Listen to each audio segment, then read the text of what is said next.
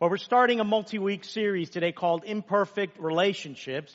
And what we're going to be doing is looking at some of the most challenging or some of the more challenging and imperfect relationships that we all have.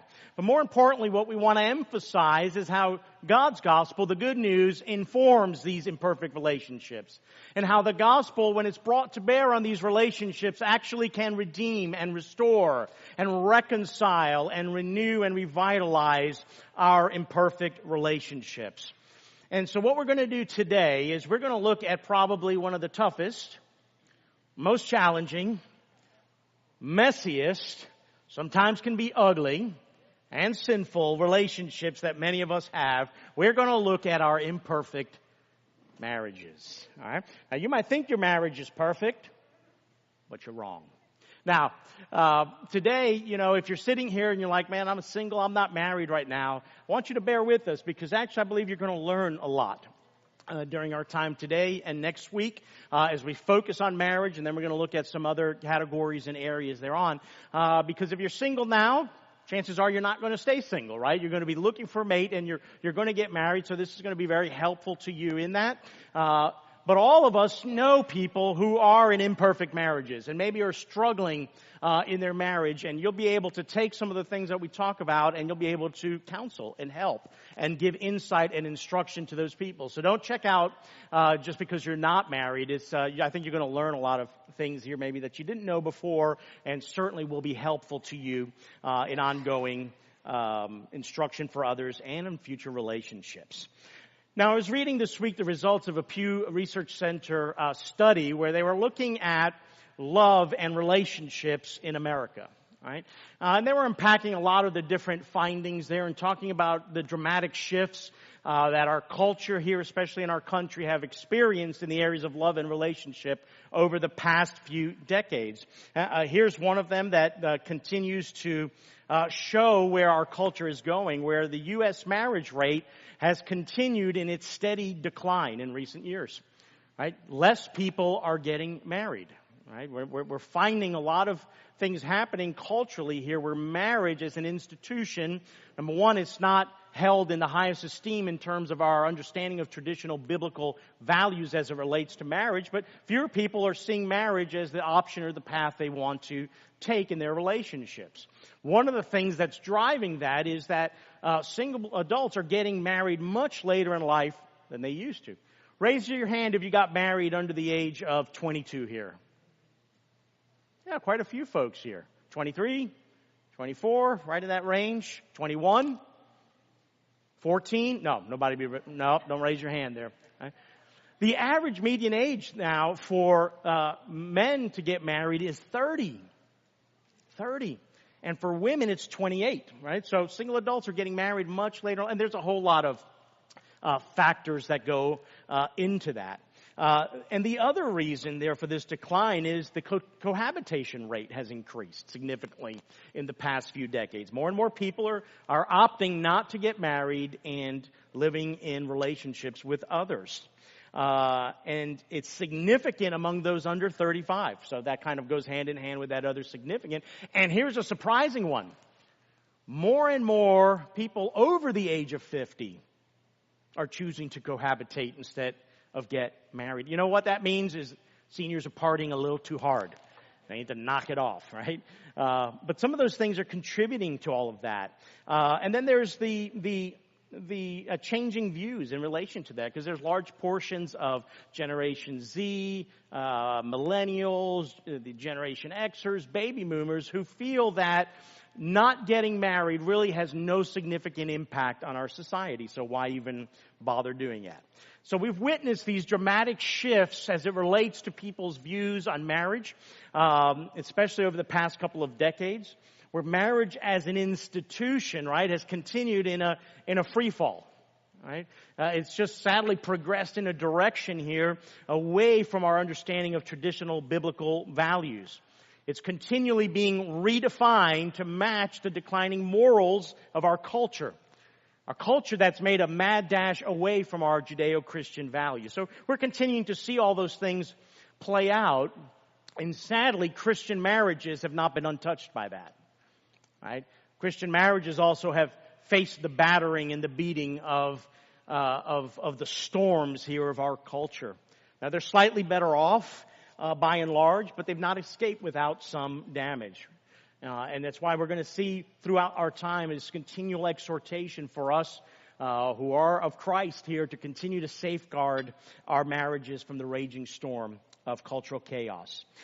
Now, you might look at your marriage right now, and if you're honest and took a snapshot of your relationship, this imperfect marriage that all of us who are married possess right now, you might feel like it's not everything you'd hoped it would be. Like when you got married and thought through in the 10, 15, 20 years of marriage, this is what I'd hope my marriage would look like, and maybe you're there and it's not that, right? Some of you might be looking at the trajectory of where your marriage is right now and the course that it's heading on, and you might have some concerns. Other of us are just kind of coasting along perhaps in our marriage, and it's okay, but it's nothing to write home about, right? We're just doing all right. And we're all at different places maybe when it comes to our relationships with our spouse here. And the reality that we all know and have experienced when we're married is that marriage is hard. There is absolutely nothing easy about this one flesh union that God has designed for us. And it sounded so amazing in the garden, and it's pretty jacked up since, right? So we have that. But there's hope, man. There's hope. And I pray that through our time together today and especially next week, you're going to see that there is hope for our imperfect marriages, that they can become healthy, that they can become life-giving, God-glorifying, and grace-driven. So let's turn to our central passage. We're going to turn there for guidance regarding our imperfect marriages and see the hope that's offered to us here. And it's a familiar passage. It probably was read at your wedding, right? If you got married by a Christian minister, this was probably one of the go-to passages, and it's one of the most central passages as it relates to how husbands and wives ought to live with one another. So let's read God's word there in Ephesians, the 5th chapter, starting in verse 22. The word instructs us this way: Wives, submit to your own husbands as to the Lord. And that might be some guys' favorite verses. Just encourage you not to make it your favorite verse, okay? But let's see this. Wives, submit to your own husbands as to the Lord, for the husband is the head of the wife, even as Christ is the head of the church, his body, and is himself its Savior. Now, as the church submits to Christ, so also wives submit in everything to their husbands. Husbands, love your wives as Christ loved the church and gave himself up for her, that he might sanctify her, having cleansed her by the washing of water with the word, so that he might present the church to himself in splendor, without spot or wrinkle or any such thing, that she might be holy and without blemish. In the same way, husbands should love their wives as their own bodies. He who loves his wife loves himself, for no one ever hated his own flesh, but nourishes and cherishes it, just as Christ does the church, because we are members of his body. Therefore, a man shall leave his father and mother and hold fast to his wife, and the two shall become one flesh. This mystery is profound, and I am saying that it refers to Christ and the church. However, let each one of you love his wife as himself, and let the wife see that she respects her husband. This is the word of the Lord. Now, this passage represents for us this ideal scenario of what a Christian marriage looks like, what a biblical marriage ought to be like, what it looks like for us who call ourselves followers of Jesus, believers. And what I want to do in our time together today is tease out three principles from this passage to help us in our imperfect marriage, right? So it's imperfect, and it's always going to be imperfect this side of eternity. But what should it look like? How do we grow from here? So you're going to see that you can text any questions still. Hopefully this time disperse some of the questions regarding relationships and marriage, and you'll see that number in your sermon handout. Go ahead and text those, and as we have time at the end of our service, we will try to tackle some of those. So here's the first principle. And these are things that we need to remember, things that we need to internalize and always have in mind as it relates to our imperfect marriage. And the first one is this, and you'll see it in your sermon handout, is that Imperfect people marry imperfect people. We can state it another way that you've heard it said. Sinners marry sinners. In fact, you are a sinner married to a sinner. If your spouse is sitting next to you, I don't encourage you to do this if your spouse is not sitting next to you, but if your spouse is sitting next to you, would you turn to them in this moment and say, I married a sinner? Go ahead. You married a sinner. You're a sinner who married a sinner. Nobody here married Mr. Perfect. Nobody here married Mrs. Perfect. Now, you came maybe into your honeymoon thinking you did, right? Because we're all at our best when we're dating. Guys look fit and trim. They actually bathe with more frequency. Women are all dolled up. They look good. We're always presenting our best foot forward, right? But it doesn't take long, right? Because after the honeymoon, something happens. Something you've never seen your spouse do, they do. You didn't know that they passed gas. But they do. And all of a sudden you hear some noises coming out and you're like, where was that when we were dating? Well, we don't do that stuff when we present our best, but we quickly realize, and it doesn't take long, that our spouse is imperfect. That our spouse does some things that we thought they would never do or were capable of doing, and not just in that area, but in many others as well. And it dawns on you, what have I done? Who have I married? Who is this person? Now, the reason Paul, who wrote this letter to the church there at Ephesus, to believers there, the reason he gives these instructions to these believers is that there are real gospel implications for our marriage. That this gospel that he's proclaiming, this good news that he's teaching them has real world implication for everything in their life. The gospel informs everything. And it ought to inform our marriages if we're followers of Jesus. And because our marriages are not perfect, we need to then see how the gospel is to work in our marriage. How it's supposed to inform and relate and work out in our imperfect marriages. Because if we're named by the name of Christ, that means something for our marriage. It's inescapable. Our marriages, Paul says, and this is so important, are to portray the profound mystery of Christ and his relationship to his bride, the church. That's what our marriages are supposed to do. In fact, he quotes Genesis chapter 2 there in that passage in verse 31. Therefore a man shall leave his father and mother and hold fast to his wife, and the two shall become what? One flesh. One flesh.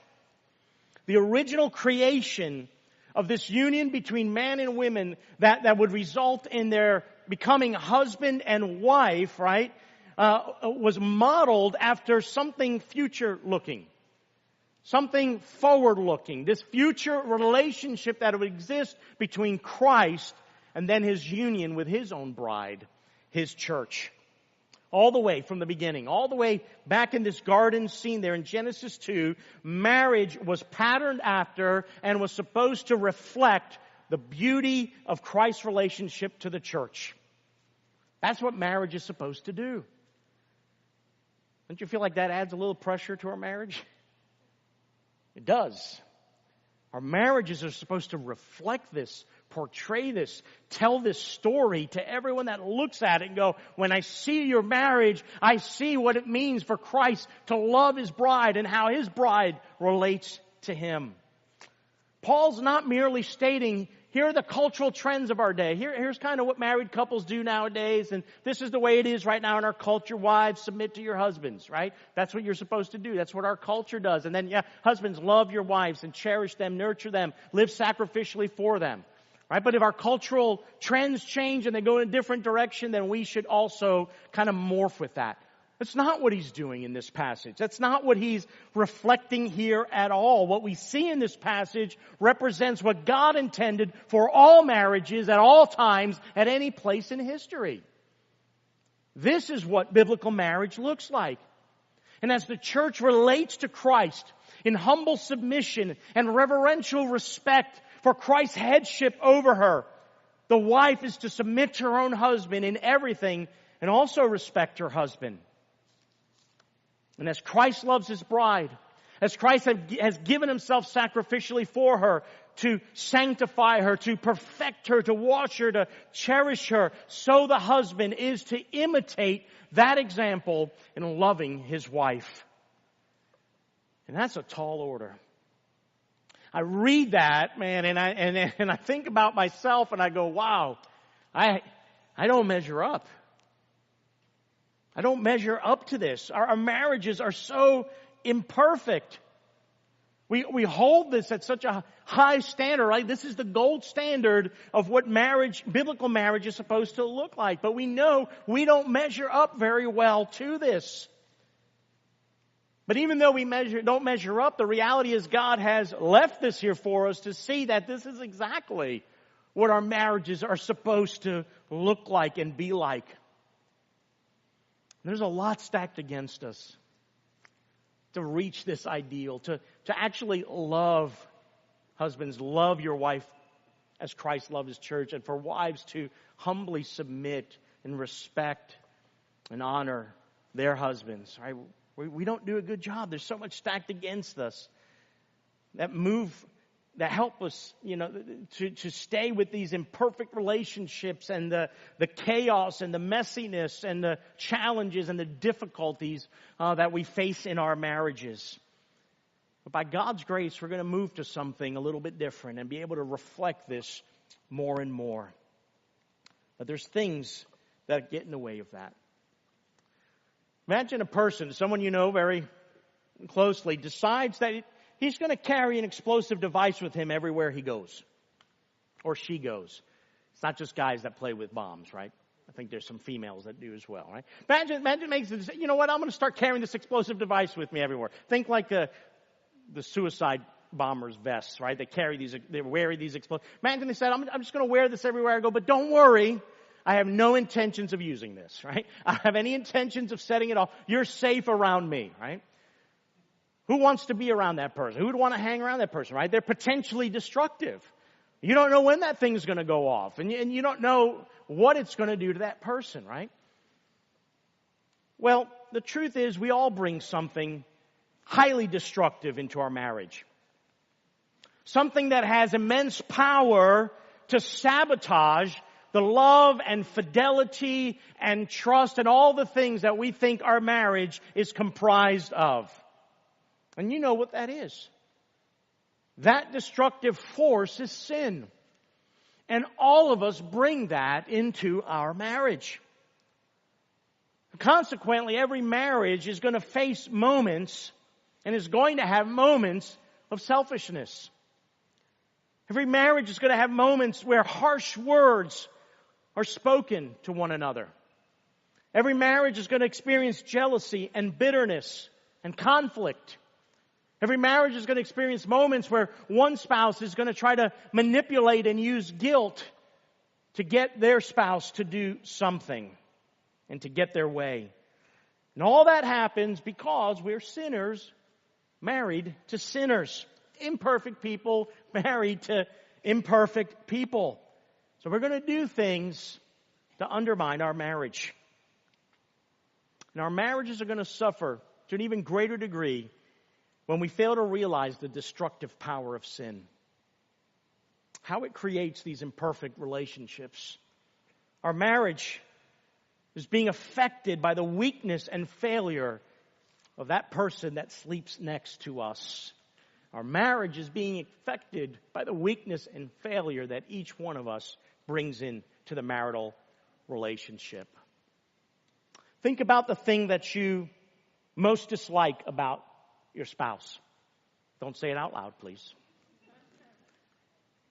Think about the thing that most displeases you. In fact, I'm going to use this harsher language. Some of the things some of you actually hate about your spouse. Despise about your spouse. Now, I'm not talking about the trivial things, right? Whether he leaves the toilet lit up, right? And when you go to sit in it in the middle of the night, you kind of descend a little further than you should. I'm not talking about whether the toilet paper rolls over or behind. It's supposed to be over. Everybody knows that's the universally correct way to do it. Let's just settle that once and for all, people. Okay? It's not whether, he tosses his dirty socks and they always miss the hamper, right? Those are trivial things. They bother us. We don't like them. I'm talking about the more severe things. The bigger things that undermine our marriage. Maybe it's his anger, his temper. Maybe it's your spouse's outbursts of rage. Maybe it's that, she's passive aggressive. Maybe there's situations where our spouse, says hurtful and unkind things to us. Doesn't esteem us very highly.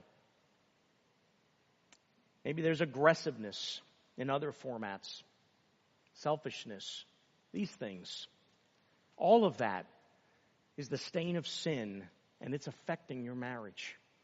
It's eroding your relationship. If you want to know why our marriage is imperfect, and we want to have hope for something else, we're going to spend some time here kind of diagnosing this a bit, because we need to have a right theology and understanding of the human condition, because we bring that into our marriage. We might be Christians, right? We might profess Jesus, and Christ has begun a transformative work in our life, but we know we are far from perfect. We are far from resembling Christ in our interaction with our spouse. So we bring all this junk into marriage, we bring all of our sin, and we bring it to bear at times in our relationship, and it's affecting us. So we need to have this right theology here. And it's not only that we're imperfect people married to imperfect people, but we have an imperfect marriage that's lived out in an imperfect world. We don't exist, our marriages don't exist in some hermetically sealed bubble or vacuum where we can go about our marriage untouched by the brokenness of our world. Our marriages exist in the realm of this fallen and broken world. Our marriages are lived out in a world that does not function as God intended for it to function. Because somehow, in some way, every day, our marriages are touched by the brokenness of our world. That's why we can't be shocked, right, when things happen in our marriage. As hurtful as some of those things may be, as sinful as some of those things may be, because the reality is imperfect people marrying imperfect people, imperfect marriages now lived out in this imperfect world. So we're not shocked by our spouse's selfishness, our spouse's words, or loss, or betrayal even. We need to understand that. We're always looking towards that path of what a perfect marriage looks like, but we also need to understand where we exist in the here and now. Where's the place? If you go to the mall and there's a store you're looking for, you don't exactly know where it is. What's the first thing you do? Men don't ask for instruct directions. So what do? You look for the sign, right? You look for a wayfinding sign. You locate one of those and you walk up to it and you look for the store that you're looking for. You try to find it in that map, that layout that's presented to you. And then what do you do from there? Now I need to see where that is in relationship to where I'm standing. So I look for the star or the bold letters that say you are here, right? And then I can work on charting my path, my way to that place that I'm looking for in relation to where I'm starting right now. And as believers, you and I need to understand exactly where it is that we are located in God's big story. Where we are situated in God's great plan of redemption. The big story of God, we've talked about it like this, has four main chapters. Creation, fall, redemption, and then consummation, right? When Christ returns and makes all things new.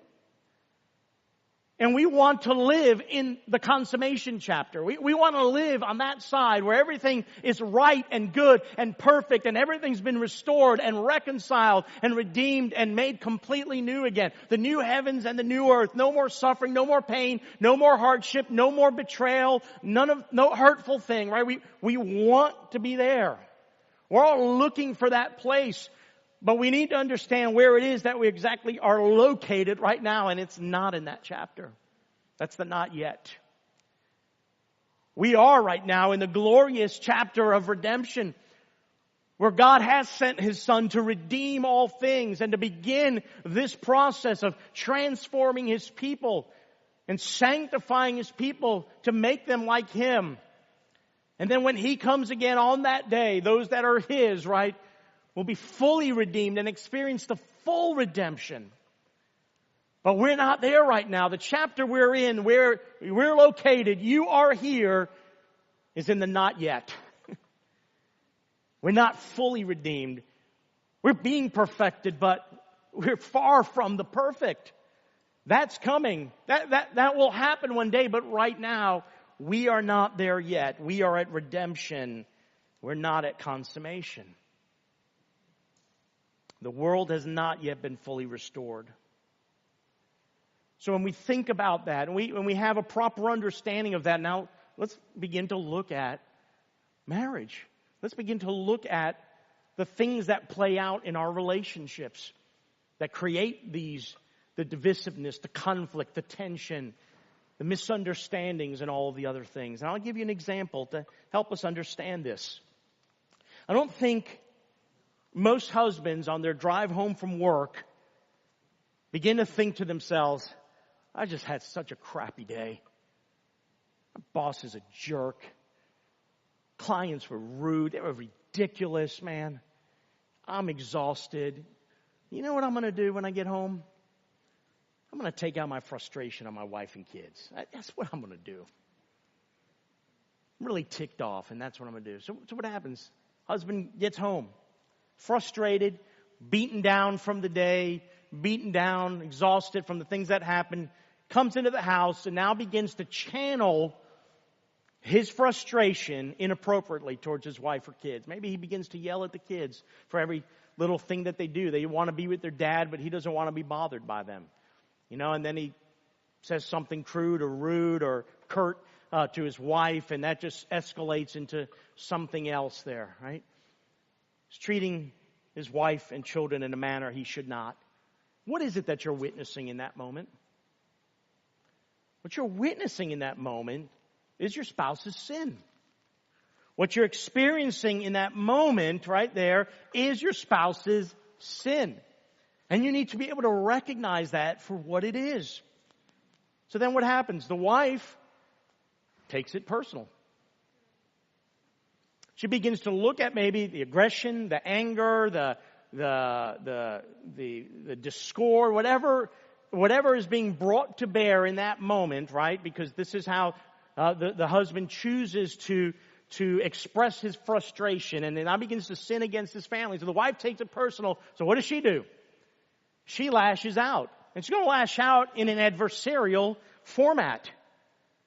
And in that moment, she's not being motivated by grace. She's not being motivated by her spouse's need at that moment, right? She's hurt. She's wounded. So she's going to begin to act out of her own selfishness and her own sin. She gets upset. Who does he think he is to come in and yell at us when he's been out all day and I've been here all day with the kids? Or, hey, I got a job too, but I got to come home and I still got to cook dinner. I've still got to make things happen while he goes out and just unzips his pants and sits in front of the TV. I know that doesn't happen to anybody here, but that's just a hypothetical scenarios that happen out there. I want peace in my home, right? And here he comes, now he's robbing us of peace. He's yelling at the kids. He's angry at the kids.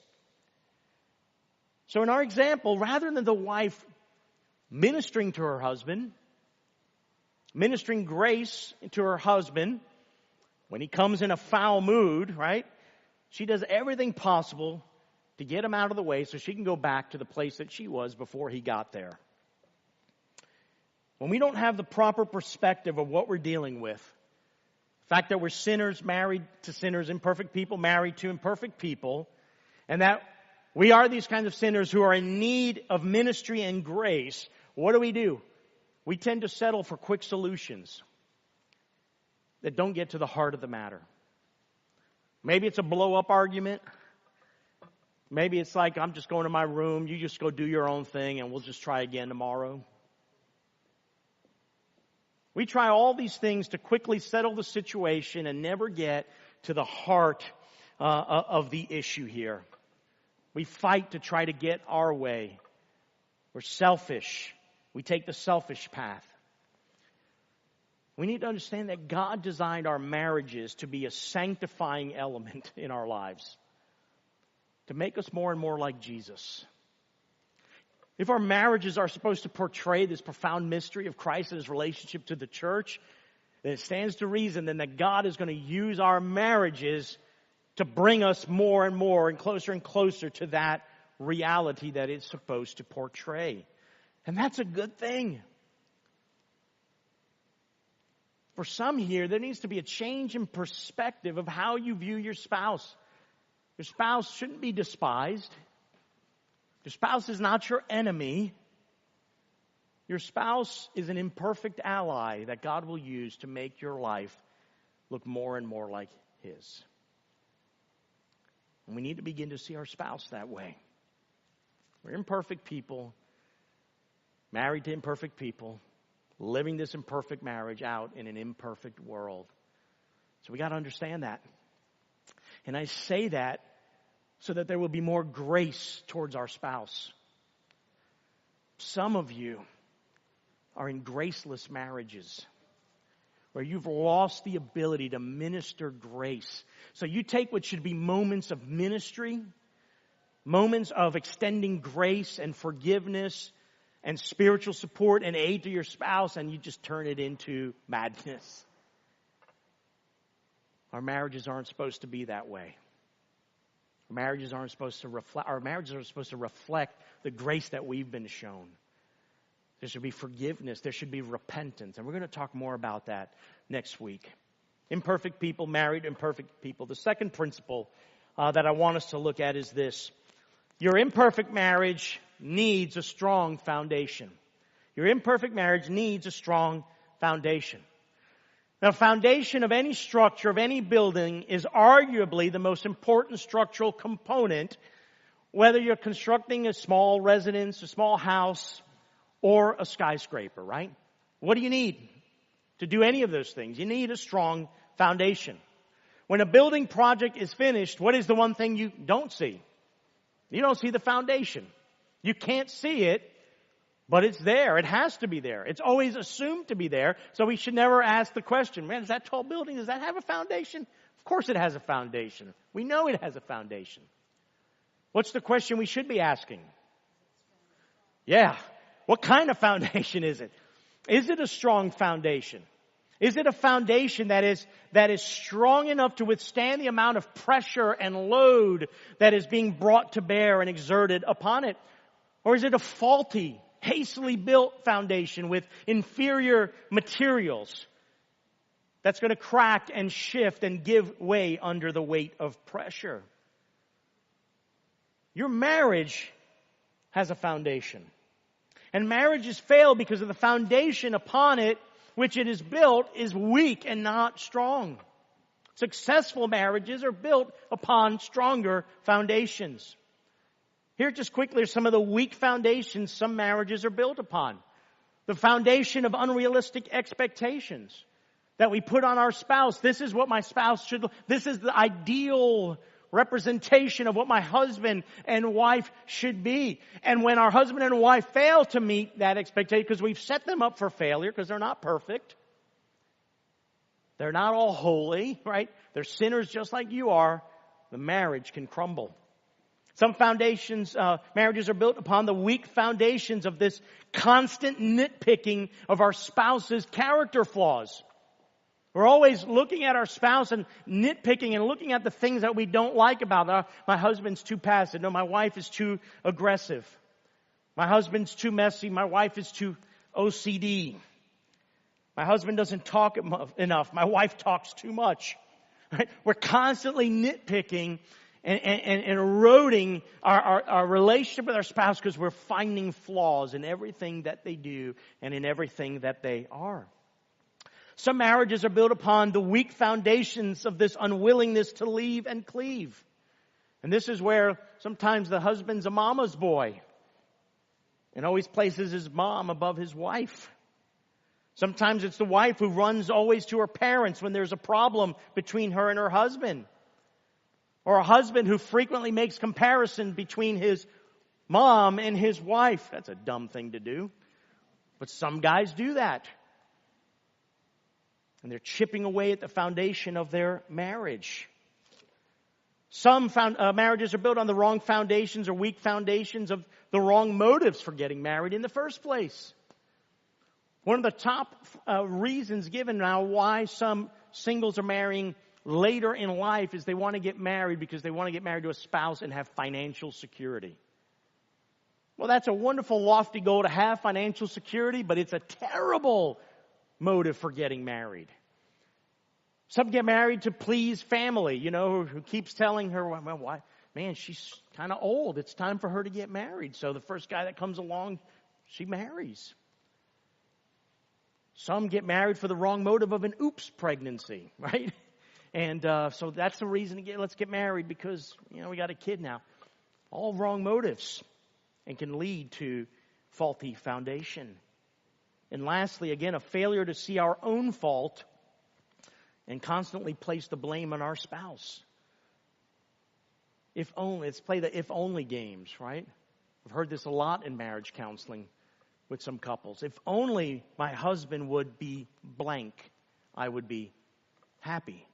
If my wife was more like fill in the blank, this marriage would be better. If my husband were more spiritual or would read the Bible more, would pray more, then our marriage would be better, right? We're also always looking at our spouse to be the one to fix our marriage, and we're never looking at ourselves, right? All of these things there are weak foundations to build and base our marriage upon. They're going to take the honeymoon right out of our marriage when we focus on these things. They'll lead to dissatisfaction and disappointment and disillusionment and oftentimes the dissolution of the marriage. When I do premarital counseling, I always like to ask the lovebirds, right, who are just goo-goo gaga over one another and they can't wait to get married and they're spending all of their time and effort on planning the wedding, countless hours planning the wedding, and they want to do just one session of premarital counseling because they got to get it over with, right?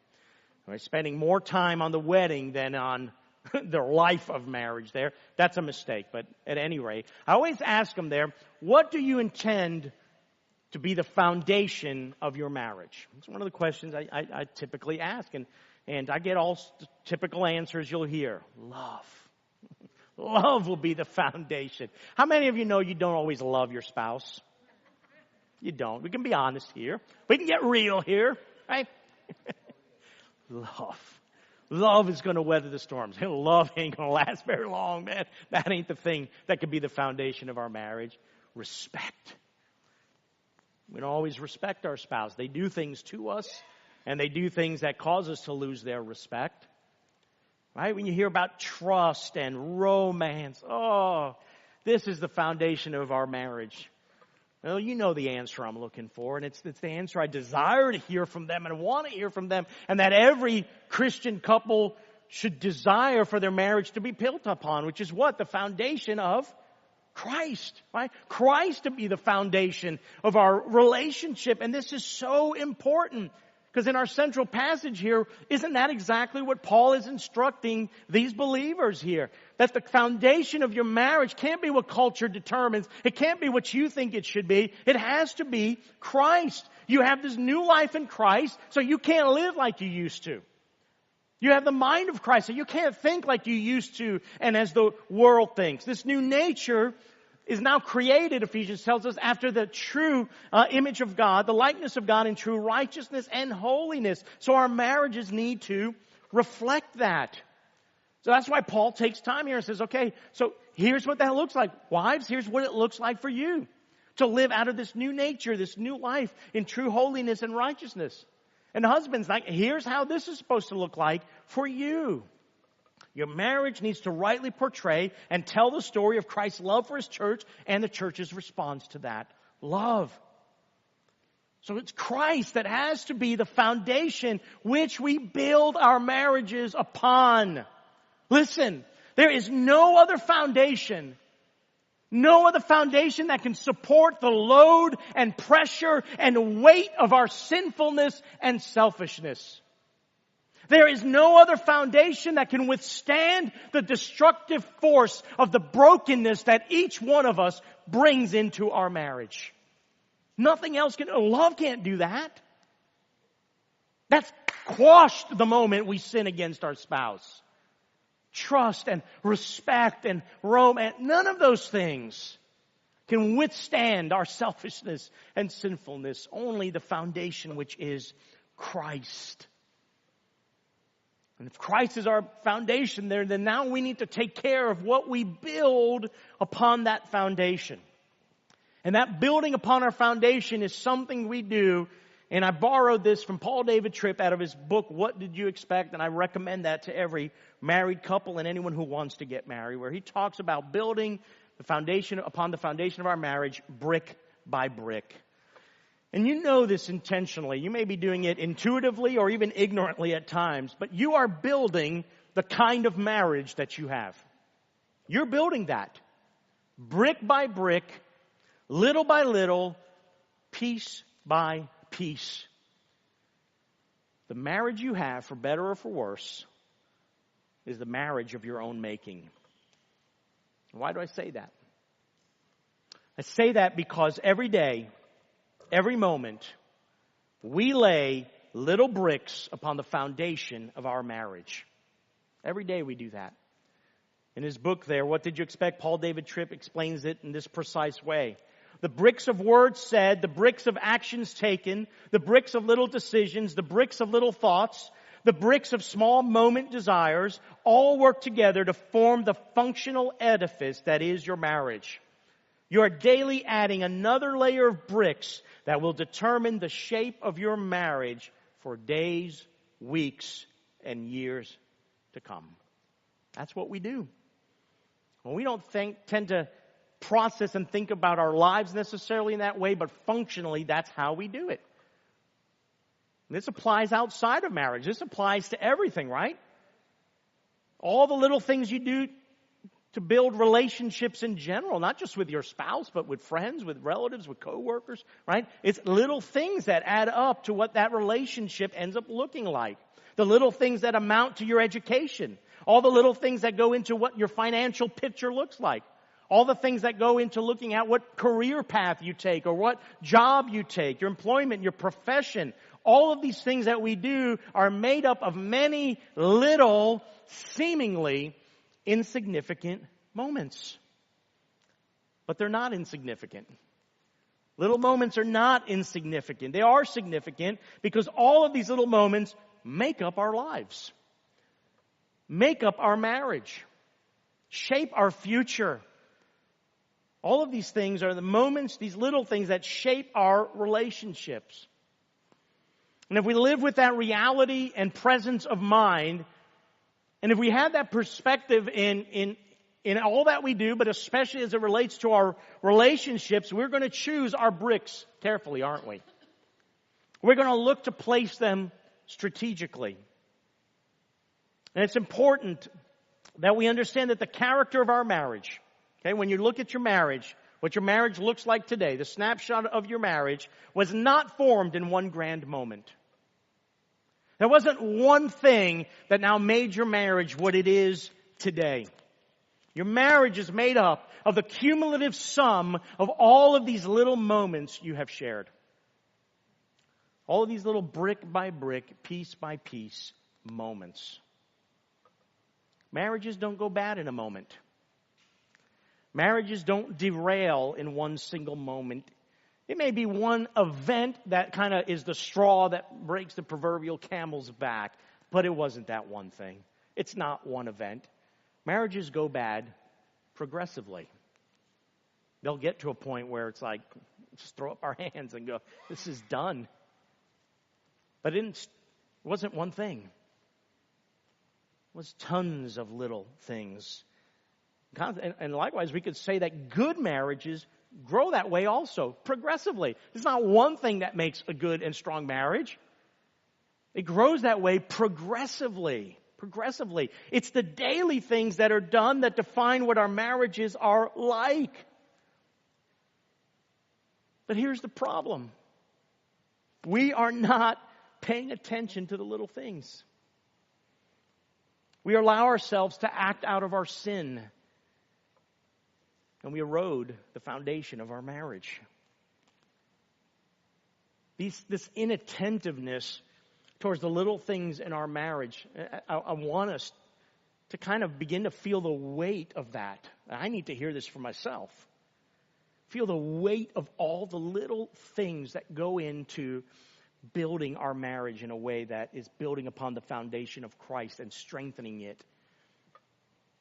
So how does this inattentiveness to all that play out in our marriages? Let's look at some of the little things there. How about repeatedly doing the little things that you know bothers your spouse? Because you just want to get at them. You might be torqued at them, so this ticks them off, so here's what I'm going to do. Just kind of get back at them. It's passive aggressive, it's selfish, it's sinful. How about going to bed irritated after a small disagreement? Because neither of you wants to repent and move forward and extend forgiveness and grace. How about you when you quit asking for forgiveness in the little moments of wrong? Or you fight to always get your way in the little things. You complain about how the other does the little things. You don't like them. You make little decisions without consulting your spouse when you know that's going to bother them and you shouldn't do that. You fail to encourage your spouse when they do something right, the little things that they do right. You don't have a kind word of encouragement for them. How about when we quit regularly expressing appreciation and respect towards one another? Or we quit taking care of ourselves, kind of let ourselves go. We're married. They got to deal with it. It's the little things. About when you accept silence and distance between you as normal. It's just the way it is. We're kind of like roommates in the house, and that's how it's going to be. When you quit working in these little moments to make your marriage better, we cannot be surprised when our marriage is derailed. The foundations has been eroded. Why do we do this? Why do we fail to pay attention to the little things? If it's the little things, and we know it, it's the little things that'll eventually bring us there. It's hard, isn't it? Marriage is hard. It's hard enough dealing with ourselves. Now you got to deal with someone else, right? Forever, right?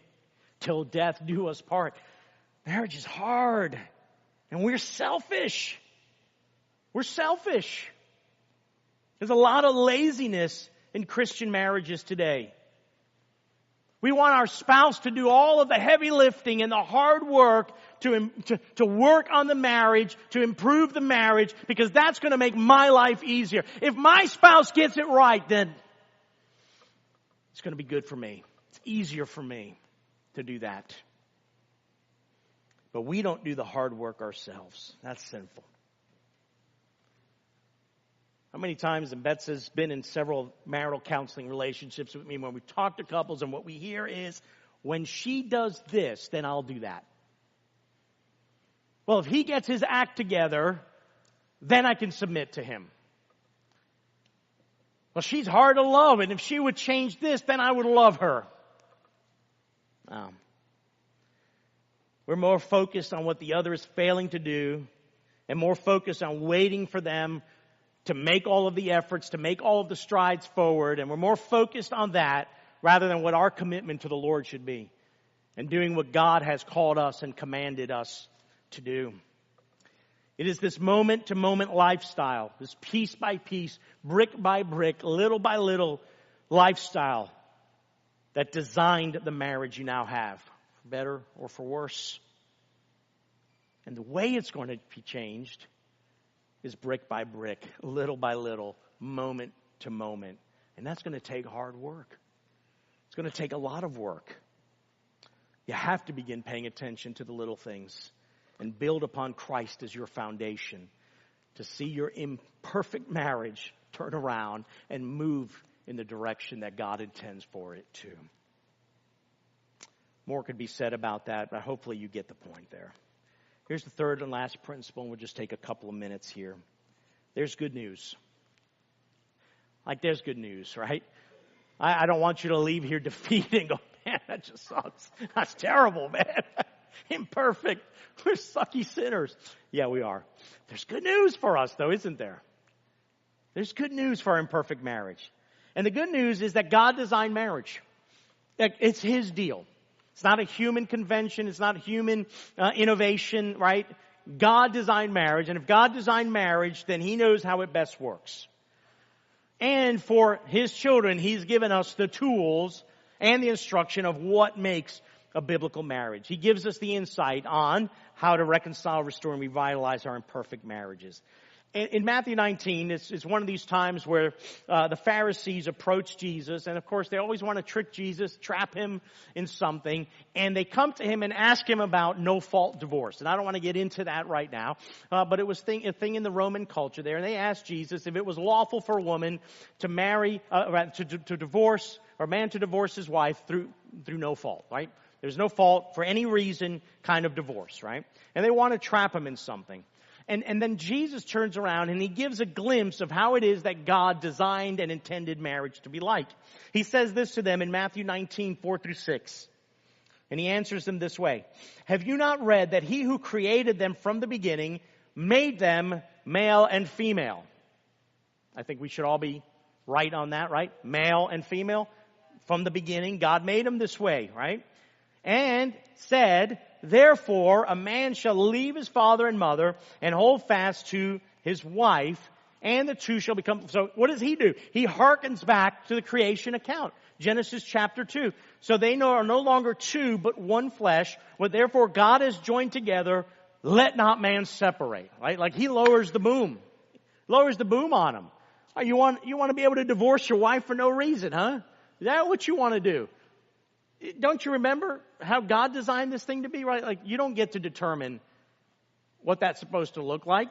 This is what God designed, right? And so He goes on to say that God made marriage to be forever, a forever kind of thing. It's we, through the hardness of our heart, through our sinfulness and our selfishness, who want to get divorced, who want to leave. Now, I know there's situations and other nuances to that we could talk about, abuse and all that stuff. That's not what we're talking about here. I'm talking about the general selfishness, sinfulness that can exist in marriages to lead people to want to divorce. So He says it's supposed to be a forever kind of thing.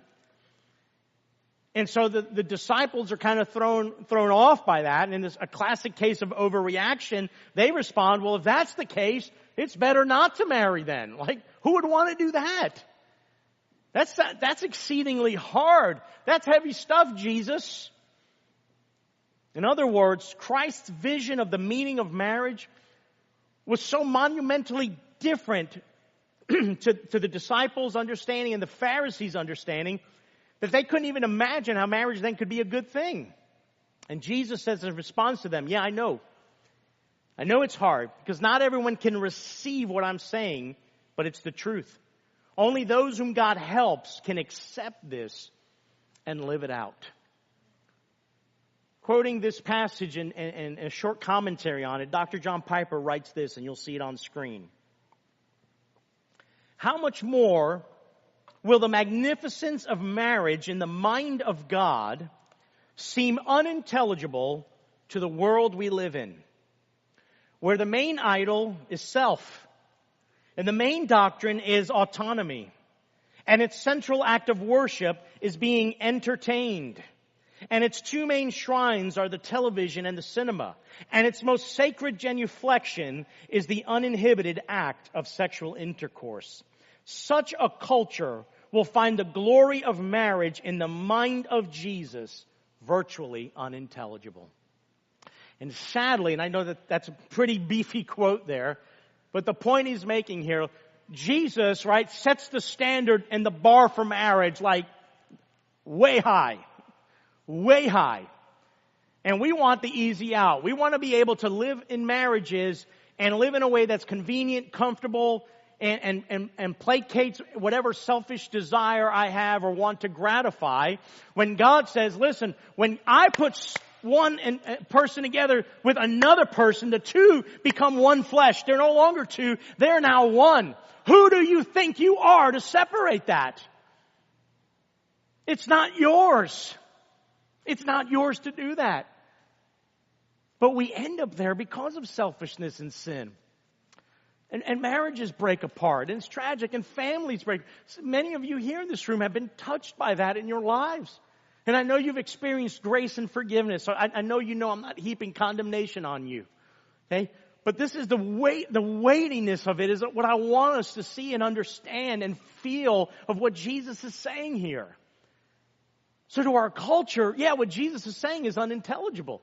Like, that doesn't make any sense. What do you mean? I got to stay with someone even when they betray me? Yeah, because, we betray God. Like, all the time. And He forgives us. Now, I'm not advocating staying in a dangerous marriage or relationship. And if you have a special circumstance, feel free to talk to me later. But I'm talking about the general, usual, this is kind of what for the majority of people, it's all about. So He sets this really, really high. So I want you to see that the Bible's, maybe it doesn't speak about all the other institutions of life, right? It's not going to tell you how to run a corporation. You don't look to the Bible. You look for principles, but there's no how to run a corporation, how to run a business, how to run a government, how to run a school. You're not going to get the how-tos there. You'll have principles that guide that. But when it comes to the institution of marriage, right, we see that at the very foundation of creation, God designs it a certain way. So we need to look to that, right, for how we're going to build upon this foundation of marriage. The subject of marriage, right, that's a complete different story in the Scripture. There's a lot there for us. And not just the passages that directly speak to it, but others actually impart insight that's crucial and important to understand for us there. Right, so the good news is God designed it, and He's going to show us the way there, the path through there. And it's going to come with hard work. But I want you to know there is grace for us to get there. There is grace when we take God's Word and we seek to apply it to our life and live it out and walk it out in our marriages. And little by little moments, piece by piece, brick by brick, we will see that kind of transformative power in our marriages. God instructs us from His Word on how to orient our imperfect marriages towards renewal for God's glory and our good. So we spent a lot of time diagnosing the situation today, the reality of our marriage, a right theology of the human condition that we import into our marriage. And God is at work in us and He's sanctifying us, but we still got a lot of junk there. And we bring it into our marriages there. And next week, we're going to explore the good news further, and I'm going to show you how that directly informs your imperfect marriage so we can see them thriving and healed and renewed and restored for the glory of God. Man, I pray you want that. I pray you want that. I know I do continually. So let's stand. I'm going to pray for us here in this moment.